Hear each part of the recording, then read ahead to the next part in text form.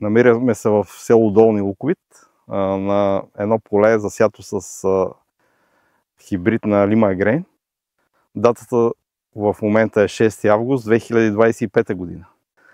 Валежите, които паднаха тук, са между 24 и 27 май, 65 литра. За полето имаме станция. От тогава до днес, 6 август, валежи има 4, но са от порядъка на между 2 и 4 литра. Може да видите, тук е интересна технологията. Полето не е обработвано вече 8 година. Може да видите мулча, което е много интересно. За мен той пази влагата в полето. Но най-важното е хибрида. За първ път използвам хибрид царевица на Лима Грейн, но за мен този хибрид е нещо невероятно.